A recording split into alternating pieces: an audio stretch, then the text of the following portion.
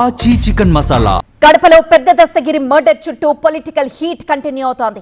హత్య చేసింది మీరంటూ అధికార కూటమి విపక్ష వైసీపీ మధ్య మాటల తూటాలు పేలుతున్నాయి. దస్తగిరి మర్డర్ పై స్పందించిన మంత్రి రాంప్రసాద్ రెడ్డి వైసీపీ నేతలపై ఘాటు విమర్శలు చేశారు. పెద్ద దస్తగిరిని హత్య చేసింది వైసీపీ నేతలే అని ఆరోపించారు రాంప్రసాద్ రెడ్డి. దస్తగిరి అనే వ్యక్తి ఎవరైతే ఉన్నారో ఆయన రవీంద్రనాథ్ రెడ్డి యొక్క బినామీనా కాదా అని మేము అడుగుతున్నాం.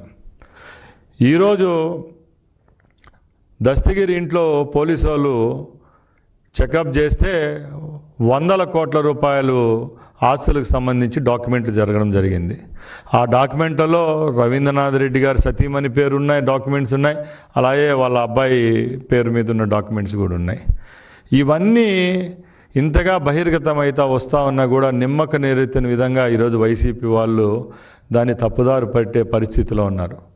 ఈ ప్రభుత్వం కూడా ఒక్కొక్కటిగా ఎక్కడ ఇలాంటి తప్పు చేస్తున్నప్పుడు డిపార్ట్మెంట్ కూడా ఎక్కడ వేమరపాటు లేకుండా ఇన్వెస్టిగేషన్ చేస్తూ వచ్చింది. ఈ